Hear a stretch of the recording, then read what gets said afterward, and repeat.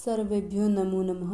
संस्कृत स्वाध्याय YouTube channel मध्ये सर्वेषां हार्दं स्वागतम्। मनुस्मृति हम पढ़ रहे थे, तो पहला दूसरा अध्याय हमने देख लिया है। पहले दूसरे अध्याय के महत्वपूर्ण श्लोकों को हम देख चुके हैं। उसके बाद जो सप्तम अध्याय यूजीसी नेट के सिलेबस में लगा हुआ है, राजधर्म नाम का, पहले अध्याय में सृष्टि उत्पत्ति विषयक जो भी वर्णन थे वो थे, और द्वितीय अध्याय में संस्कारों के विषय में था, और जो सातवां अध्याय है इसमें राजधर्म वर्णित है। ठीक है, राजा का क्या धर्म है वह वर्णित है। तो राजधर्म के विषय में पढ़ते हैं।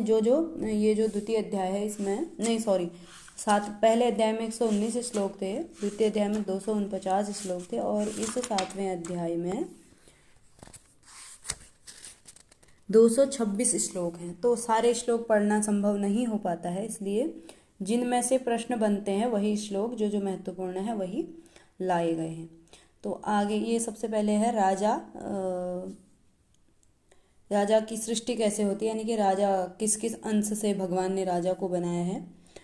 तो इंद्रानिलमरकार नाम अग्नेश्च वरुणस्य च चंद्रवित्तेशयोचैव मात्रा निर्हत्य सास्पतिः। राजा को इंद्र, अनिल, यम, अर्क और अग्नि, इंद्र यानी कि इंद्र देवता, अनिल वायु, यम और अर्क मतलब होता है सूर्य, और अग्नि, और वरुणस्य, और वरुण और चंद्रमा, वित्तेश बोलते हैं कुबेर को, वित्तेशयोः चैव मात्रा निरहत्य मात्रा ले करके, शाश्वती ही मात्रा निरहत्य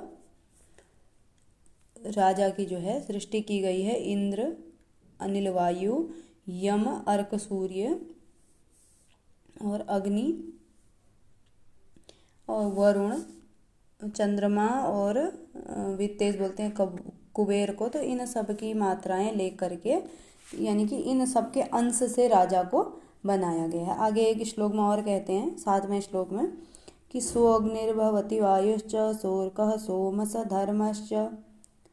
धर्मराट। ठीक है, सो अग्निर्भवति वायुश्च सोऽर्कः सोमः स धर्मराट स कुबेरः स वरुणः स महेन्द्रः प्रभावतः।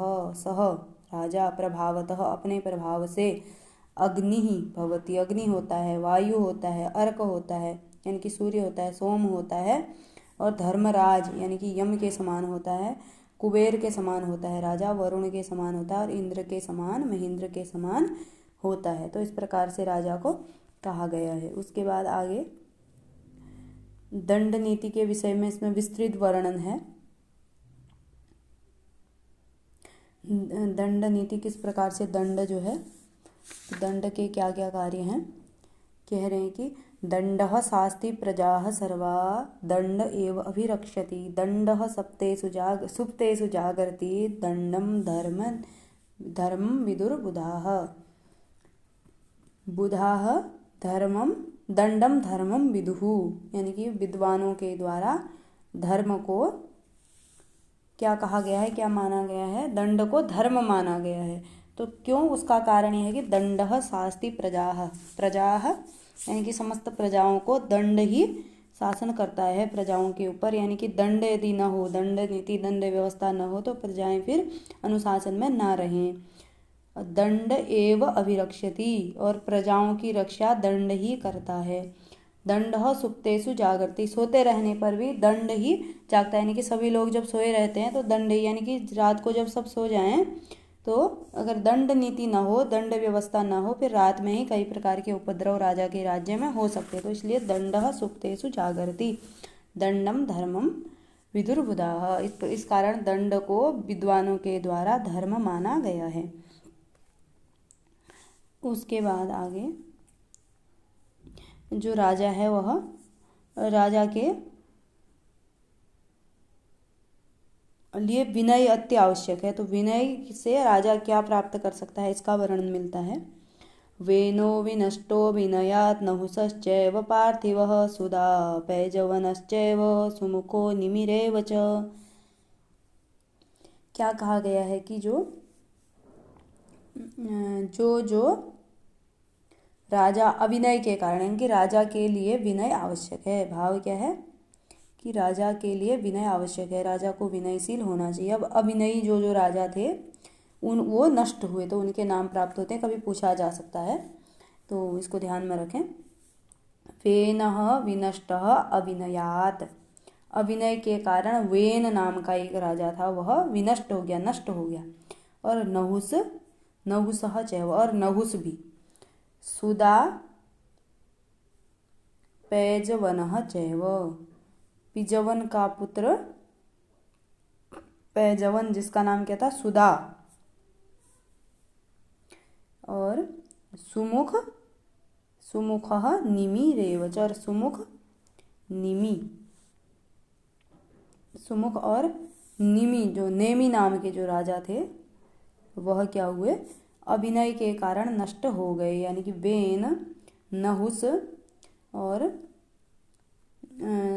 पिजवन का पुत्र सुदा पैजवन, पिजवन का पुत्र पैजवन, और सुमुख और निमि, ये जो राजा थे ये अभिनय के कारण, यानी कि इनके अंदर विनय नहीं था, इसलिए ये क्या हो गए, नष्ट हो गए, विनष्ट हो गए। और उसके बाद जो अन्य राजा, जो जैसे पृथुस्तु विनयात् राज्यं प्राप्तवान् मनुरेव च कुबेरश्च धनैश्वर्यं ब्राह्मण्यं चैव गाधिजः।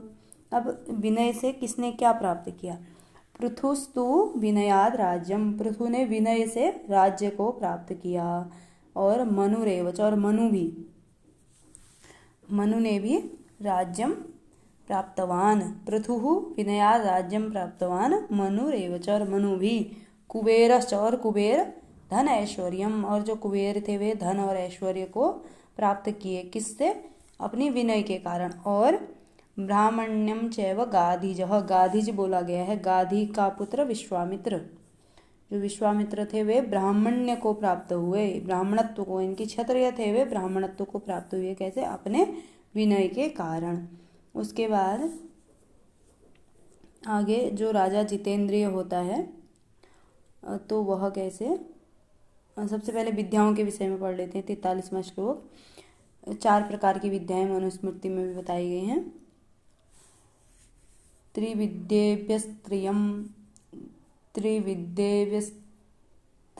विद्यां दण्डनीतिं च शाश्वतीम् आन्वंशिकीं चात्मविद्यां वार्तारंभा च लोकतः। राजा को कहाँ से कौन सी विद्या प्राप्त करनी चाहिए, त्रिविद्यई, यानी कि जो त्रिवेदी हैं, जो तीनों वेदों को जानने वाले लोग हैं, उनसे विद्याम, ये विद्याएं, दंडनीतिम च त्रयीम विद्याम, यानी कि त्रयी विद्या, दंडनीतिम च शाश्वतीम, और दंडनीति, और आन्वंशिकी च आत्मविद्या, आन्वंशिकी आत्मविद्या, शाश्वती मतलब नित्य, जो नित्य प्रयुक्त होने वाली अथवा जो निरंतर रहती है, ऐसी दंडनीति। और जो त्रयी विद्या है उसको कहाँ से प्राप्त करना चाहिए, त्रिवेदों के, जो तीनों वेदों को जानने वाले विद्वान हैं उनसे राजा को ये विद्याएं प्राप्त करनी चाहिए। और लोकतः, लोक व्यवहार से, वार्तारंभाश्च, और वार्ता को लोक व्यवहार से राजा को सीखना चाहिए।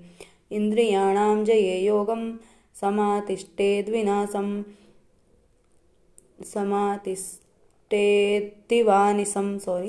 इंद्रियाणाम जये योगम समातिष्ठेद्विनाशम जितेंद्रियो हि शक्नोति वशे स्थापयितुं प्रजा। ये बहुत महत्वपूर्ण लाइन मुझे लगी, अंडरलाइन भी किया है। इंद्रियाणाम जये इंद्रियाणाम जये योगम समातिष्ठेत दिवानिसम, इंद्रियों की जय के लिए, इंद्रियों की को जीतने के लिए, जितेंद्रिय बनने के लिए दिन रात योग का आचरण राजा को करना चाहिए। जितेंद्रियो ही राजा प्रजा वशे स्थापयितुं शक्नोति, जितेंद्रिय ही राजा, जो जितेंद्रिय राजा है वही प्रजाओं को अपने वश में कर सकता है। तो जितेंद्रियो राजा किम कर्तुं शक्नोति, ऐसा प्रश्न हो सकता है, तो प्रजा वशे स्थापयितुं शक्नोति, और कः राजा प्रजा वशे स्थापयितुं शक्नोति, तो जितेंद्रियः राजा प्रजा वशे स्थापयितुं शक्नोति। इस प्रकार से प्रश्न बन सकते हैं, तो ध्यान रखेंगे। आगे जो राजाओं के अवगुण हैं, कामज और क्रोधज जो गण हैं, उनके विषय में, और कौन कौन से जो दोष हैं वह कामज हैं, कौन क्रोधज हैं, इन श्लोकों से स्पष्ट होगा। 10 काम समुत्थानि तथाष्टौ क्रोधजानि च व्यसनानि दुरंतानि प्रयत्नेन विवर्जयेत। क्या कह रहे कि 10 काम समुत्थानि, 10 कामजन्य, और अष्टौ क्रोधजानि, और क्रोधज 8, व्यसनानि प्रयत्नानि दुरंतानि प्रयत्नेन दुरंतानि विवर्जयेत। क्या कहने कि प्रयत्न पूर्वक दुरंतानि व्यसनानि, 10 काम समुत्थानि तथा अष्टौ क्रोधजानि दुरंतानि व्यसनानि प्रयत्नेन विवर्जयेत। 10 काम से उत्पन्न होने वाली 10 प्रकार के जो दोष हैं, और जो क्रोध से उत्पन्न होने वाले 8 प्रकार के दोष हैं, ये दोष कैसे होते हैं, व्यसनानी, ये व्यसन कैसे होते हैं, दुरंतानी, जिनका अंत जो है बहुत ही दुख भरा होता है, यानी कि जो इस प्रकार के व्यसन जिसके होंगे कामज और क्रोधज, उनका अंत जो होगा दुखद होगा। तो ऐसे दुखद अंत वाले जो दोष हैं उनको प्रयत्नेन विवर्जित, प्रयत्न पूर्वक त्याग देना चाहिए। अब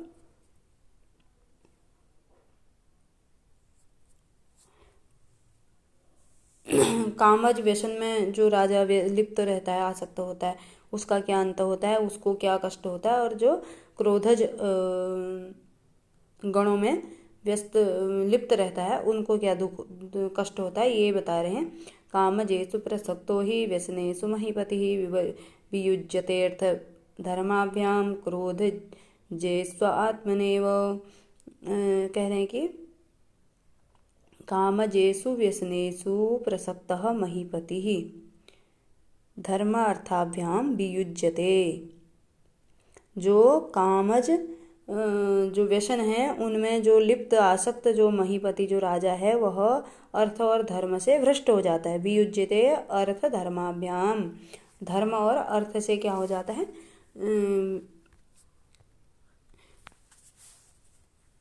वियुक्त हो जाता है, यानी कि उसका अर्थ और धर्म समाप्त हो जाता है। क्रोधजेषु व्यसनेषु प्रसक्तः महीपतिः। आगे जो क्रोधज व्यसनों में जो आसक्त जो राजा है वह आत्मनि एव वियुज्यते, पीछे से ले लेंगे, आत्मा से ही वियुक्त हो जाता है, उसकी आत्मा ही भ्रष्ट हो जाती है, नष्ट हो जाती है। तो जो कामज गणों में, कामज दोषों में जो प्रसक्त है, कामज व्यसनों में जो आसक्त राजा है, वह धर्म और अर्थ और धर्म से वियुक्त होता है। और जो क्रोधज व्यसनों में जो लिप्त जो राजा है, वह आत्मा से ही नष्ट भ्रष्ट हो जाता है। अब कौन कौन से कामज हैं, कौन कौन से, ऊपर बता दिया 10 कामज हैं और 8 क्रोधज हैं। अब नीचे 47वें श्लोक में बता रहे हैं कि कौन से कामज हैं, कौन से क्रोधज हैं। मृगयाक्षो दिवा स्वप्नः परिवादः स्त्रियो मदः तौर्यत्रिकं वृथाट्या च कामजो 10 को गणः। 10 कामज गण कौन कौन से, मृगया, अक्ष, मृगया होता है शिकार करना, अक्ष जुआ खेलना, दिवा स्वप्न दिन में सोना, परिवादः पराये की निंदा करना, परिवादः दूसरे का वाद करना यानी कि निंदा करना, स्त्रियो यानी कि स्त्रियों में आसक्त रहना, मदः मद नशा इत्यादि मद्यपान इत्यादि करना, तौर्यत्रिकम यानी कि संगीत इत्यादि में आनंद लेना यानी कि नृत्य इत्यादि में आसक्ति रखना, और वृथाट्य व्यर्थ में घूमना, निष्प्रयोजन भ्रमण। ये क्या है, 10 कामज गण हैं। मृगया, अक्ष, दिवा स्वप्न, परिवाद, स्त्रिय और मद और तौर्यत्रिक, वृथाट्य, ये 10 प्रकार के क्या हैं, कामज गण हैं। और क्रोधज गण क्या है, पैशून्यम, साहसम, द्रोह, ईर्ष्या, सूयार्थ, दूषणं, वाग्दण्डजं च पारुष्यं, क्रोधजोऽपि गणोष्टकः। पैशून्यम पिशुनता, चुगलखोरी, साहसम, दुस्साहस, द्रोष, ईर्ष्या, असूया, अर्थ दूषण यानी कि अर्थ दोष, धन इत्यादि का अपहरण करना, और वाग दंडजम किसी को कठोर वचन किसी के लिए बोलना, और पारुष्यम यानी कि पौरुषता यानी कि किसी को कठोर दंड देना। ये क्या है? 8 प्रकार के क्या है? क्रोधज व्यसन है। तो क्रोधज पैशून्य, चुगलखोरी करना, जब किसी के प्रति क्रोध होगा तभी व्यक्ति चुगलखोरी करेगा, तभी दुस्साहस करेगा। तो इस प्रकार के क्रोध से उत्पन्न है। वागदंड, जब क्रोध आता है तभी आदमी कठोर वचन बोलता है। तो ये सब क्या है? क्रोधज गण है। तो राजा को इस प्रकार के गणों से भी मुक्त रहना चाहिए। यदि राजा इनमें आसक्त रहता है, इस प्रकार के व्यसनों में पड़ा हुआ रहता है, तो वो दुखांत होता है और कामज गणों से, अर्थ और धर्म से वियुक्त होता है, और क्रोधज से अपने आप से ही यानी कि आत्मा से ही नष्ट भ्रष्ट हो जाता है। उसके बाद राजा को कितने मंत्री बनाने चाहिए इसके विषय में है। मौलान शास्त्र विदः, सूरान लब्ध लक्षान, कुलोद्भवान, सचिवान, सप्तचाष्टौ वा प्रकुर्वीत परीक्षितान मौलान शास्त्रविदः, सूरान लब्ध लक्षान, कुलोद्भवान, सप्त च अष्टौ वा सचिवान प्रकुर्वीत। मंत्रियों को कैसे नियुक्त करने चाहिए? वंश क्रमागत से, मौलान मूल रूप से जो इस कार्य को कर रहे हैं, वंश क्रम से प्राप्त, और शास्त्रविदः जो शास्त्र के ज्ञाता हैं, सूरान सूरवीर, लब्ध लक्ष्यान और यानी कि अपने जो लक्ष्य हैं उसको पूरा करने में जो निपुण हैं, और कुलोद्भवान उत्तम कुल में उत्पन्न, परीक्षितान और परीक्षित यानी कि जिनकी परीक्षा करी गई है, ऐसे जो 7 या 8 सचिव हैं राजा को नियुक्त करने चाहिए। 7 या 8 मंत्री राजा को नियुक्त करने चाहिए।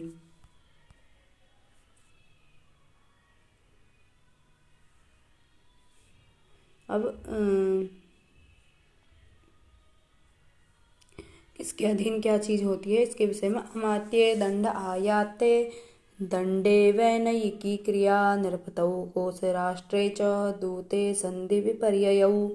अमात्ये दंड आयत्ते, अमात्य के अधीन क्या होता है? सेनापति के अधीन अमात्य कहा गया है सेनापति को, तो उसके अधीन क्या होता है? दंड होता है। और दंड के अधीन वैनयिकी क्रिया यानी कि विनय करना, सभी को विनम्र रखना, ये दंड के अधीन है। और नृपतौ कोश राष्ट्रे च, और जो नृपति है जो राजा है उसके हाथ में क्या है? कोश, और यानी कि जो वित्त कोश इत्यादि जो है वह, और क्या होता है?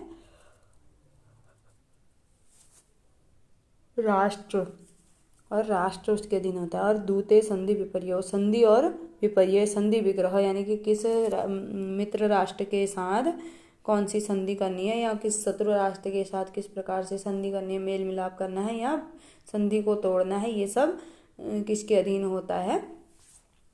दूत के हाथ में। उसके बाद राजा को किस किस प्रकार के दुर्ग बनाने चाहिए? तो 6 प्रकार के दुर्गों का इसमें वर्णन है। धन्व दुर्गम, मही दुर्गम, अब्द दुर्गम, वाक्षमेव च, नृदुर्गम, गिरिदुर्गम वा समाश्रित्य बसेत् पुरम। राजा को धन्व दुर्ग, मही दुर्ग और अब्द दुर्ग, जल दुर्ग जिसे हम कह सकते हैं, और वार्च दुर्ग, वृक्ष दुर्ग, और नृदुर्ग यानी कि मनुष्य दुर्ग, और गिरि दुर्ग, ये प्रकार के दुर्ग बना करके, ऐसे दुर्गों का आश्रय लेकर के पुरम वसेत, राजा को राजधानी में निवास करना चाहिए। सर्वेण तो प्रयत्नेन गिरिदुर्गम समाश्रये तेषां ही बाहुगुण्येन गिरिदुर्गम विशेष्यते। गिरिदुर्ग जो है वह विशेष प्रकार का है, श्रेष्ठ है। सर्वेण तो प्रयत्नेन गिरिदुर्गम समाश्रयेत, सभी प्रयत्नपूर्वक गिरिदुर्ग का आश्रय लें। ऐसाम ही बाहुगुण्येन गिरिदुर्गम, इन सब दुर्गों में जो दुर्ग बताए गए हैं इन सब में अधिक गुणयुक्त होने से जो गिरिदुर्ग है वह श्रेष्ठ है। गिरिदुर्ग को श्रेष्ठ माना गया है। पर्वत पर जो दुर्ग बनाया जाता है उसको गिरिदुर्ग कहा गया है, तो वह सबसे श्रेष्ठ माना गया है। उसके बाद आगे है एक महत्वपूर्ण पंक्ति इस श्लोक से हमें मिलेगी, ये इसको देख लेते हैं। ये प्रायः 87वां श्लोक होगा, 7वें अध्याय का 87 वाला श्लोक। जिनके पास पुस्तक है उसमें भी देख सकते हैं कि क्या कह रहे हैं। एष एव परो धर्मः कृत्स्नो राज्य उदाहरतः जित्वा धनानि संग्रमात् द्विजेभ्यः प्रतिपादयेत्। जो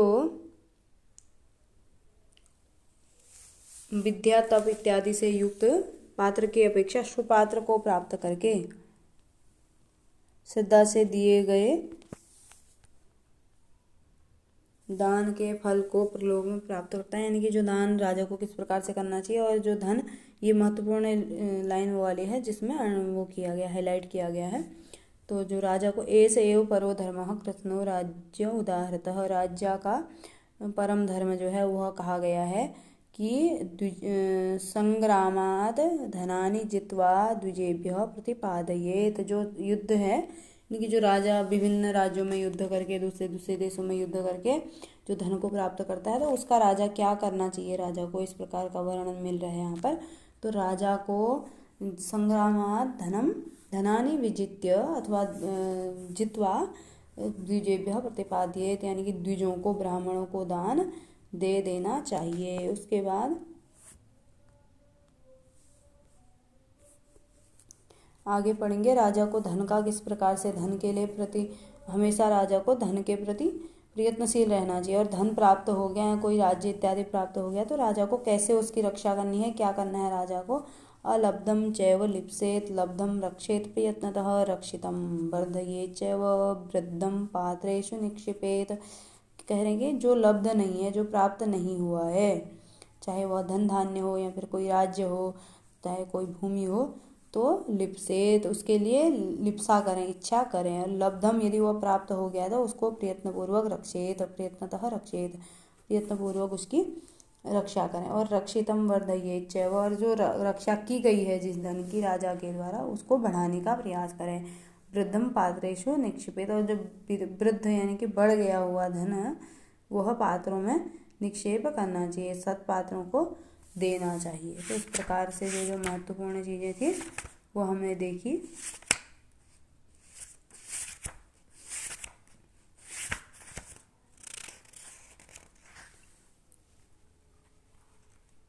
एक अंतिम लाइन है जो यहाँ पर इसमें पीडीएफ में नहीं दिख रही है, वो है 106वां श्लोक, 7वें अध्याय का 106वां श्लोक। जिनके पास पुस्तक है उसको देख लेंगे। बकवत् चिन्तयेत् अर्थान् सिंहवच्च पराक्रमेत् वृकवच्चावलुम्पेत् शशवत् विनिष्पतेत्। कह रहे हैं कि राजा को कैसे क्या करना चाहिए, तो बकवत् चिन्तयेत् अर्थान, धन संपत्ति इत्यादि के विषय में बगुले के समान चिंतन करना चाहिए, और सिंह सिंह के समान पराक्रम करना चाहिए, और वृक भेड़िए के समान अवलुम्पेत, दूसरे के प्रति जो शत्रु राज्य है उसका नाश करना चाहिए भेड़िए के समान। और शशवच्चा निष्पदेत, और खरगोश की तरह, यानी कि कोई यदि आपको कोई घेर लेता है अथवा आपको फंसाने का प्रयास किया जाता है, तो खरगोश की तरह वहाँ से निकल जाना चाहिए। तो इस प्रकार से जो है ये मनुस्मृति के 7वें अध्याय से महत्वपूर्ण श्लोकों को हमने देखा। आशा करती हूँ आप लोगों को अच्छा लगा होगा। यदि अच्छा लगा है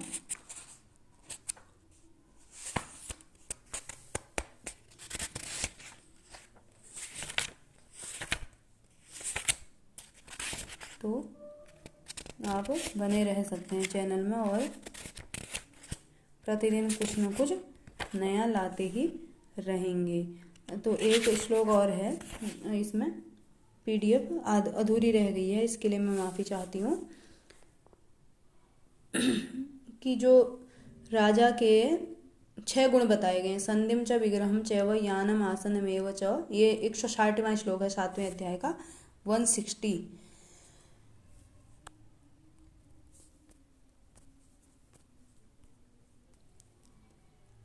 ऐसे ही पढ़ करके सुना देती हूँ। आजकल जो है पीडीएफ में हमेशा कुछ न कुछ छूट जा रहा है। संधिम च विग्रहम चैव यानम आसनमेव च द्वैधि भावम संश्रयम च षड गुणान चिंतयेत सदा। राजा को सदा 6 गुणों पर विचार करना चाहिए। संधि, विग्रह, यान, आसन, द्वेदी भाव और संश्रय, तो 6 ये राजा के गुण बताए गए हैं। और सब द्विविध है। संधिम तो द्विविधम विद्या राजा विग्रहमेव च उभे यानासने चैव द्विविधः संश्रयः स्मृतः। जो 6 के 6 गुण हैं वह 2-2 प्रकार के हैं। तो संधि के विषय में कभी प्रश्न बन सकता है कि संधि के दो भेद हैं, वह कौन कौन से? समान कर्मा और असमान कर्मा। तो समान कर्मा संधि क्या होती है? जब राजा तात्कालिक या भविष्य के लाभ की इच्छा से किसी दूसरे से राजा से मिलकर शत्रु पर चढ़ाई करता है, उसको समान कर्मा संधि कहते हैं। यानी कि 2 लोग मिलकर के किसी समान धर्मा अथवा समान कर्मा भी कह सकते हैं, असमान कर्मा भी है। तो किसी उद्देश्य को लेकर के जब राजा किसी के साथ संधि करके फिर शत्रु पर आक्रमण करते हैं, तो चढ़ाई करते हैं, तो वह समान धर्मा संधि होगी। उसके बाद तात्कालिक अथवा भविष्य के लाभ के लिए किसी राजा से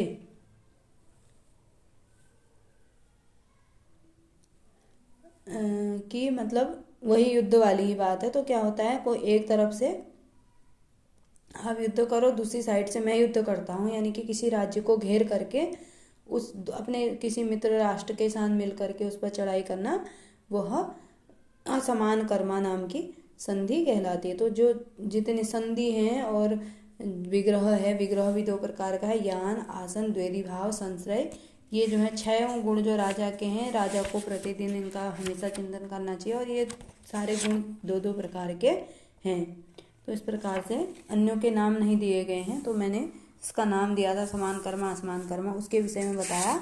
विग्रह भी 2 प्रकार का होता है।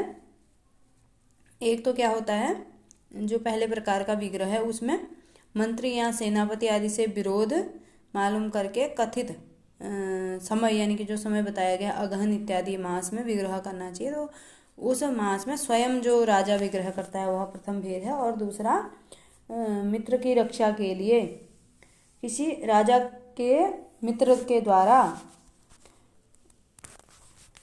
मित्र की रक्षा के लिए राजा स्वयं करता है, कोई राजा का दूसरा मित्र राजा की रक्षा के लिए करता है। राजा किसी अपने मित्र की रक्षा के लिए जो करता है विग्रह, वह 2 प्रकार का, वो दूसरे प्रकार का हो गया। तो खुद किया हुआ अथवा खुद के लिए किया हुआ, और दूसरा किसी अन्य के लिए किया होगा अथवा अन्य के द्वारा किया गया, ये विग्रह कहलाता है। 2 प्रकार का विग्रह।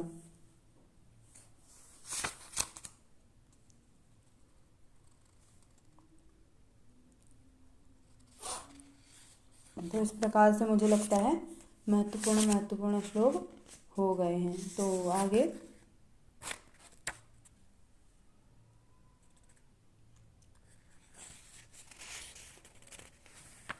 फिर किसी नई वीडियो के साथ उपस्थित होंगे। तब तक के लिए धन्यवाद।